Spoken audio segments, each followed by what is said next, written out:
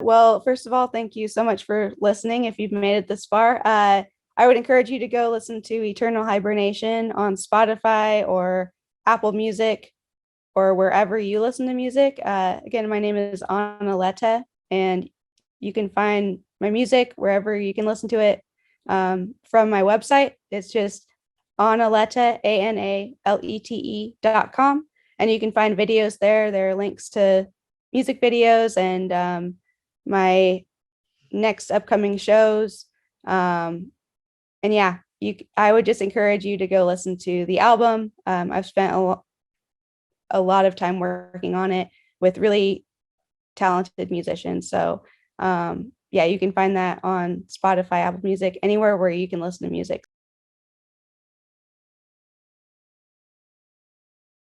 So I started playing guitar at 14 and stuck with it since then, but I didn't start writing my own songs and playing shows um, until I was in college. And it was probably, let's see, I want to say I've been at it for about 6 years now. This Okay. July, it'll be 6 years. Yeah. But when did you know that this is you? Like this is where you want to go. This is the journey you want to travel. I want to say that it was so when I started writing songs because my guitar instructor in college passed away, and I just needed a way to kind of like deal with those emotions and process it. But then I started recording the songs on my phone, and I sent them to my bass player and friend Ashton, and he was like, "Hey, we should practice these like in the basement." So we Okay. started. He joined in, and his friend Gavin joined in on drums, and we started playing together. And then it kind of we started playing house shows and just inviting friends over to our basement to play shows. Yeah. And then that year, someone who had come to one of the house shows sent a recording of one of my songs to a promoter here in town named Eric Gilbert, and he liked it, and so he put it on Boise's local radio station, KRBX, and encouraged me to apply for Tree Fort, which is our main music festival around here. And so that year I played Tree Fort, and I think since then I've been hooked. Like just playing that festival was a big moment for me. And then that summer, definitely when I went on my first tour, it just kind of at that point I was like, yeah, this is something that I want to keep doing. Yeah. Now, when the three of you got together, was it instantly comfortable, or did you kind of have to kind of mesh together for a little bit? I would say it took some time just for me because I mean, on one hand, it helped because we were like Ashton and I played in jazz band together in vocal jazz. So I was playing with him in different settings. So that part was comfortable. But it took me some time to get comfortable, like, I guess, leading a band and just playing in a band environment that was a little bit smaller. Hmm. Before that point I'd just been playing by myself. So that it I would say it took some time for me to get comfortable with that for sure. It's not, is songwriting easy to you, or is it complex, or I would say sometimes it can be easy. Um, but like there are some songs off of the record that I just released that happened in like there's one that happened in like 5 minutes just because I was feeling it and it just like came out of nowhere. And like normally it's not like that. I would say normally for me it's I come up with a guitar part here and a guitar part there, and I like record them and I let them sit for a while, and then I have lyrics on my phone all the time that I'm writing. hmm. And then I just kind of I have to make myself sit down and see what will fit together. So I would say it takes months to write a song, more so than it takes like 5 minutes, but that has happened. Um, I would say during quarantine, it's been really hard Really? to write new music.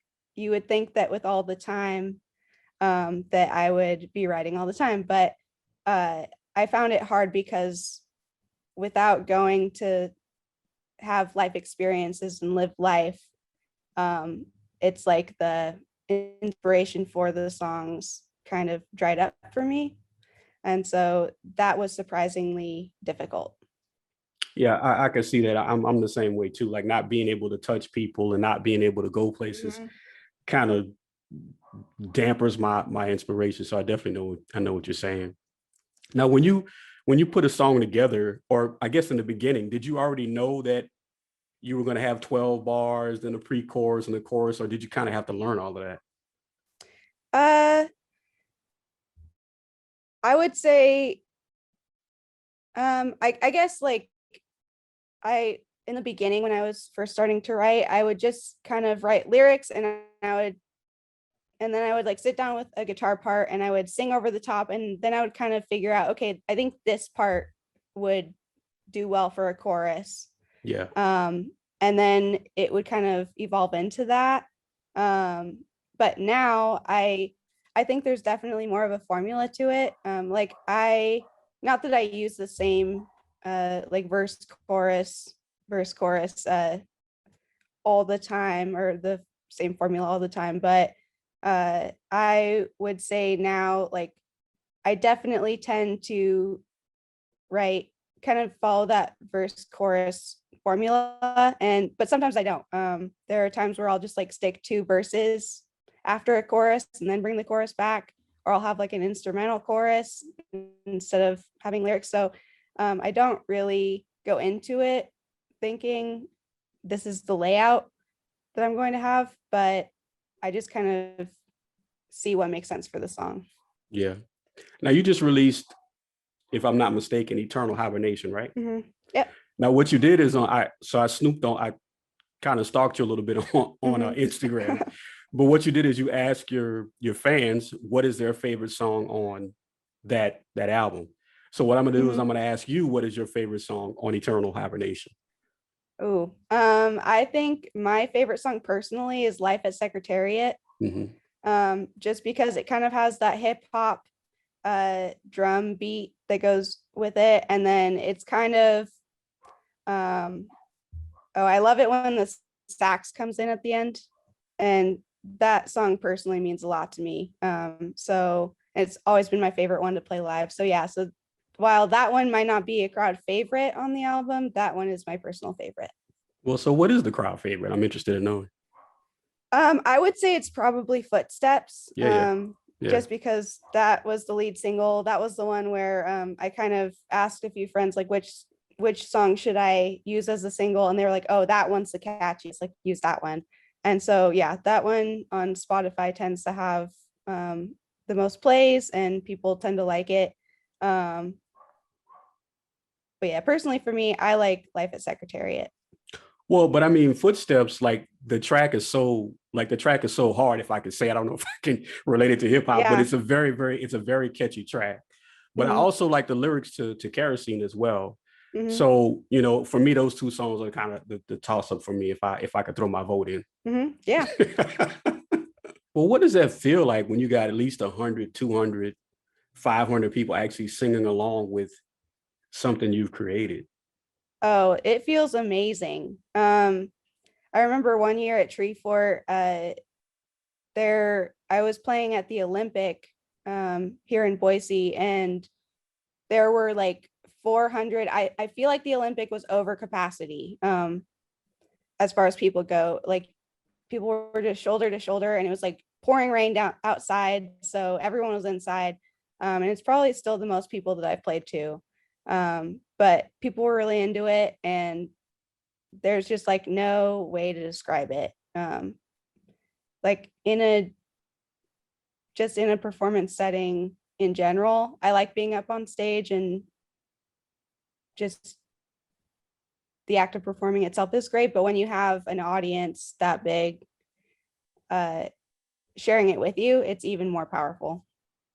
How do you deal with the nerves? Or I guess you must have some type of jitters prior to getting on stage. I did when I did for the first, I would say for the first like 20 to 30 shows that I did.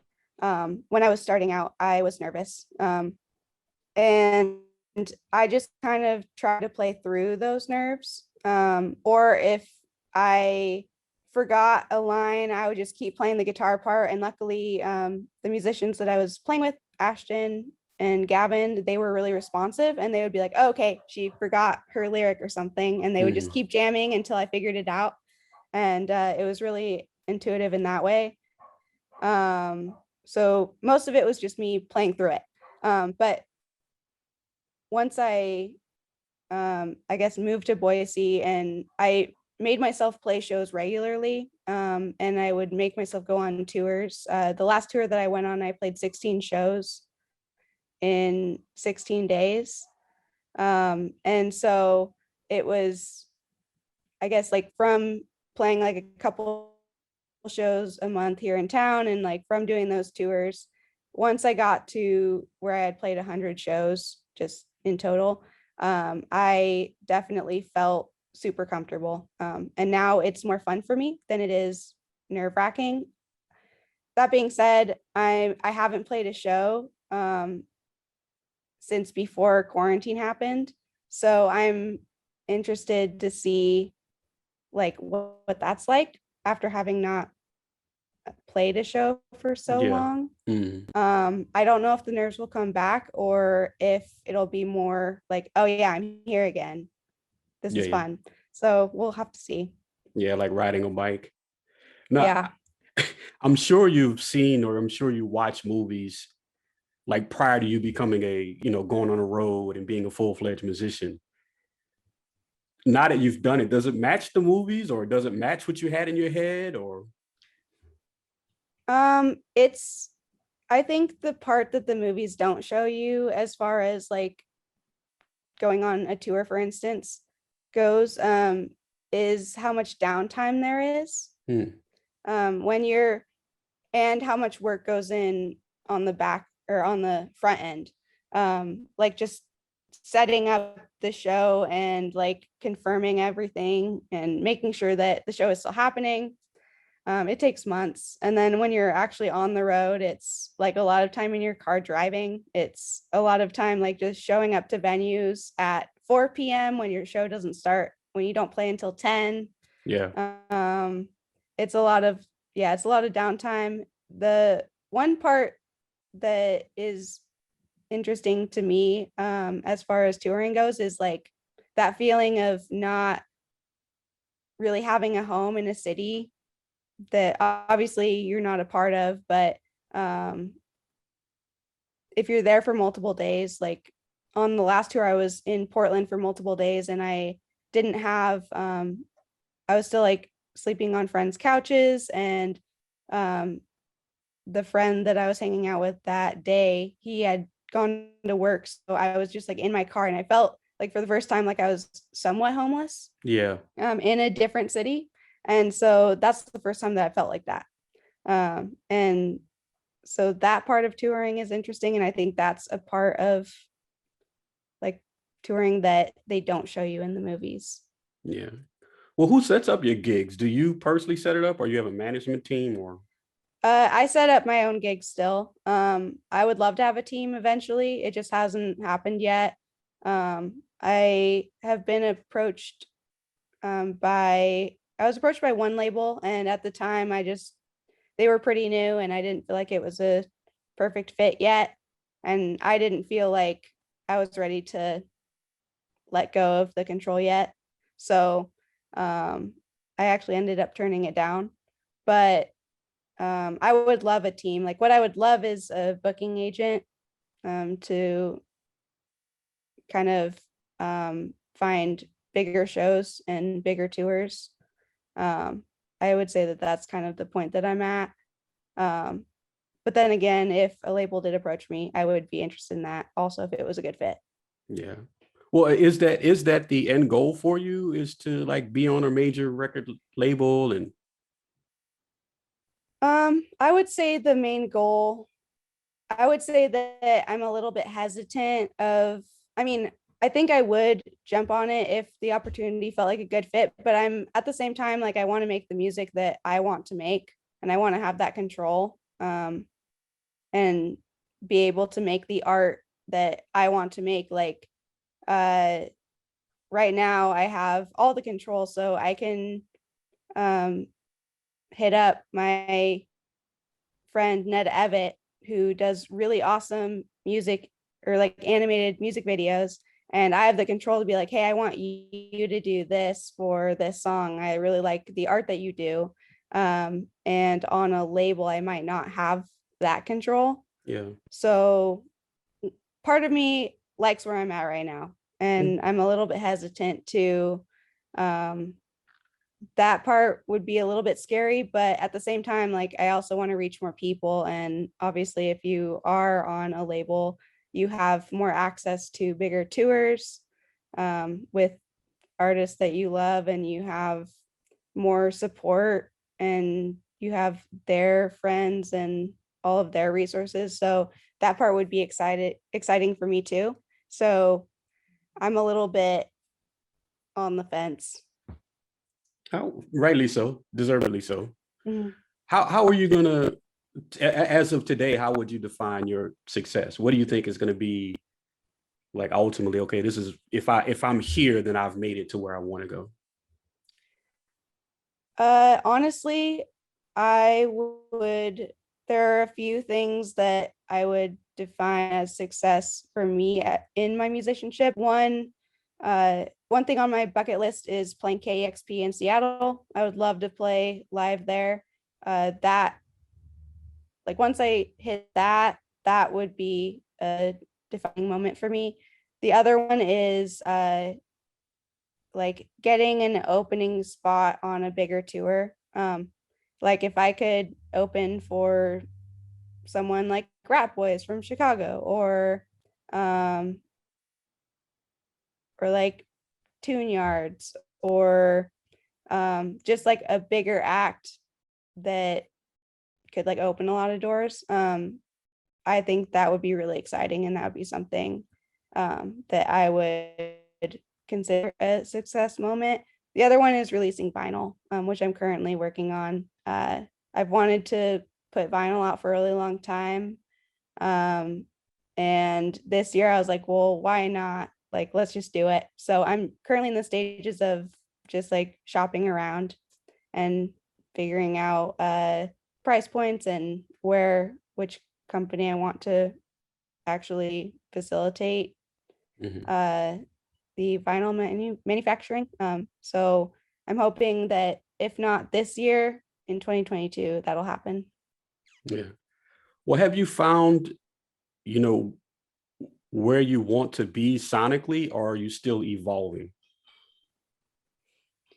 That's a great question. I Part of me thinks that I'll always be evolving. But I will say the sound on this last record is way more where I want to be than the sound that I had on my first EP. Um, yeah, I was really happy with the way that this last record turned out. It's like way more where I feel like I want to be. But that being said, I feel like as artists we're constantly evolving, and so I don't know if the next record will be like this last one. It might contain elements of this last one because there are certain things that I really like, but who knows? On the next one, I might add more piano. I might add different instruments. I don't know what it'll be like, but right now I'm really happy with this last release for sure. Okay. Well, I know in your teenage years is when you picked up the guitar, but Yeah. when did you start singing? Like, did you start singing simultaneously or? Oh, that's a great question. I actually didn't start singing until I was in college. I was actually terrified of singing Hmm. when I was in high school. Me too. And so I picked up I picked up the guitar, and I remember like being in a vocal jazz class in high school, and he would have all the instrumentalists occasionally sing too, because he felt it was important. And so in jazz, like scatting and like singing on the spot with made up I guess made up vocals is a really big part of the jazz idiom. And so he would have us all do that on Fridays. And I remember just being terrified of that. Like, number one, I was shy. I didn't want to be put on the spot. Number two, like, I just didn't feel comfortable enough with my own voice, as far as singing went, to be able to do that. So I was terrified. And it wasn't until I got to college and I started listening to a lot of Billie Holiday, um, because she was on a jazz listening CD, that my jazz professor had put on a mix and told us to listen to. And I just really gravitated toward her singing style. I started singing along a lot in my car, just in my bedroom. And then at around the same point, I was songwriting as well. So, and just like playing songs that I liked, like covers. And Mm-hmm. so I started just recording myself and like playing guitar and singing at the same time. And the first, like, I still have these recordings. They were awful. But yeah, Okay. the first songs, and like, it was not good, but eventually, I would say as the following years went on, the more that I just kept at it, the more that I kept singing along with Billie Holiday and like different jazz artists, and the more I kept songwriting, the more I kind of found my own voice and felt more comfortable with who I was as a vocalist. So that being said, playing guitar at the same time definitely helped because I had like that comfort zone of being comfortable with the guitar. So Yeah. Do you think you're exponentially better now at singing or just nominally better? I would say I'm way more comfortable. Mm-hmm. There were some things, like I took an oral skills course in college where we had to sight sing, and we had to it basically helped me develop my ear a lot, um, which I think did help with the singing. Before that, I didn't feel comfortable at all, and like I didn't have the ear training to really, I guess, feel comfortable with my own voice. But I would say that, coupled with experience and just doing it and actually singing all the time, those things really helped me find my voice. And also just listening to a lot of artists that are kind of jazz influenced, like I would say Meryl Garbus from Tune Yards was a big inspiration. Sylvan Esso, she has a great voice. Just finding artists that kind of felt like the vocalist that I wanted to be, or that I kind of meshed with, and listening to them a lot, uh, that really helped me find my way as a vocalist as well. Yeah. Well, you were in heavy. It seems like you were very heavily influenced by jazz. Do you think if without that jazz background, you would be different sonically? I think so. I think if I had never been exposed to jazz, I think the songwriting would be different. Um, yeah, I think the music would be different. A lot of the time when I'm coming up with guitar parts, I definitely lean on those, or I guess I gravitate toward those jazz chords, like the major sevenths, and just I like the dissonance of them, Yeah. and how they kind of clash a little bit, but they sound unique and they sound different. And I think if I had never been exposed to jazz, I don't think that would be there. I also think jazz has influenced me a lot, just in the fact that just the improvisational aspect of jazz. Hmm. Just as a performer, if I had never been exposed to that, I think performing would be so much more difficult, because on stage, if I mess up, in jazz, you're just told like, hey, keep going and just Yeah. run with it. And that is really inspiring and really helpful when you're on stage, because everyone messes up.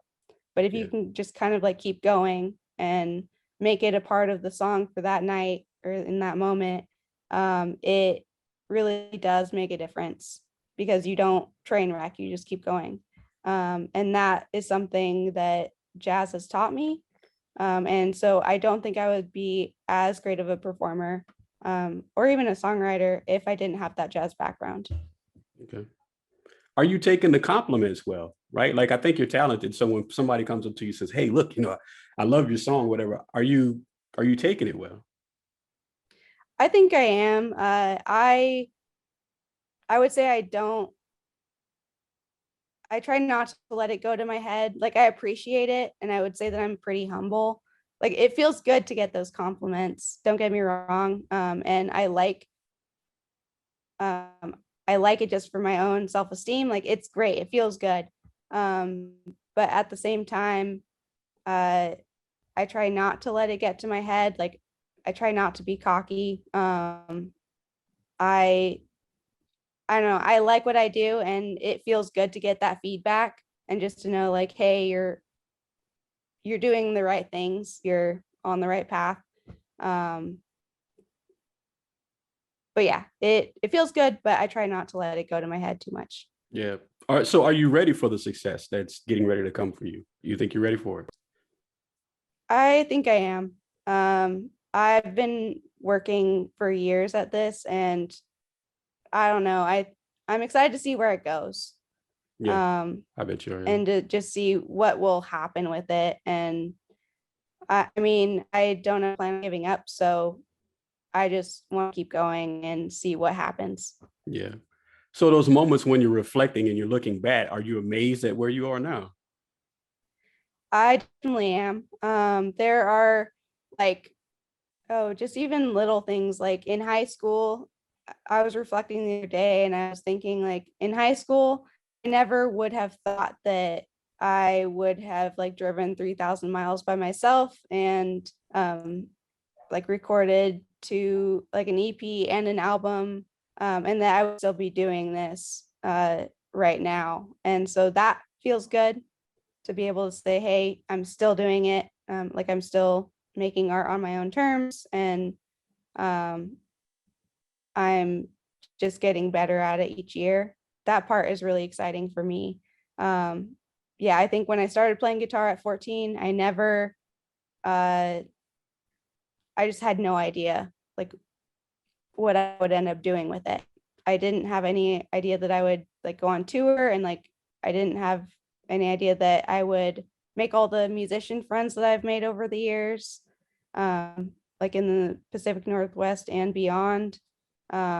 So it's just so I guess that part is fun for me, and also just I have no idea like where I'll be in 5 years from now. So just I think at that point, 5 years from now, I'll look back and say, wow, I've like done X, Y, and Z, and that feels great. And like right now, I had no idea that I would have been able to do that. So, yeah, I think it's just a constant journey, and it's fun to see where it takes you.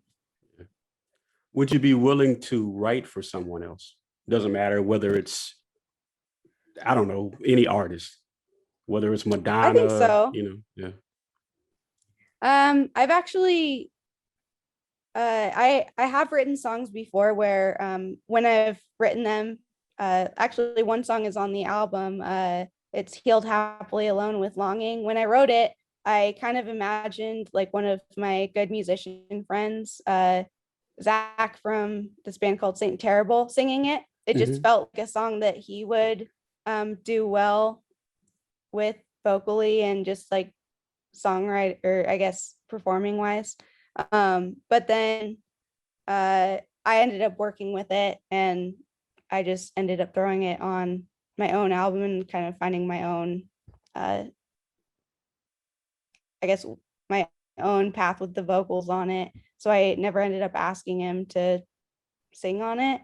Yeah, yeah. But yeah, every once in a while, I'll have songs that I write and I don't really feel like make a ton of sense for me. So I just kind of like shelve them. And so those songs I would be more than happy to share with other people. Mm. Well, speaking of that, like when you're creating a song, or I guess through this process of creating song, when do you know, or when do you feel comfortable? Like, okay, yeah, this is something that represents me. It reflects who I am, and I'm going to release it out into the world. I think a big part of that is uh I guess like open mic nights. And I mean, I guess before it comes to that, before I like share it with other people, it's me sitting in my practice space or my bedroom, and it's me just like singing the song. Um if I can play the song all the way through and it feels like I connect to it and it's fun for me to play and there's something there that keeps my interest, Mhm. then I'll take it to like an open mic night, or just like I'll test it out at a show, um, and just see like how the crowd reacts. And there have been a lot of songs like that. I would say that with this last album, uh, I wrote many more songs than obviously what went on the album, but I played them live for a couple years before I actually went through and created the album and released it. And so a lot of the feedback was really important. Like the song "Why Are You Being Nice to Me." Mhm. I remember playing that song in Portland on a tour, and it was pretty new still. And one of my friends that I had gone on a regional tour with, Lee, she came up to me and she was like, "That song, like you need to put that on an album, and like that song is so powerful." And so just getting that feedback um, is really valuable. And I would say that performing live, and I guess to answer your question, if it's interesting to me and I like performing it just on my own, and then I take it to a live performance setting and then I get feedback and it's good, then it kind of stays in the set and it ends up on an album.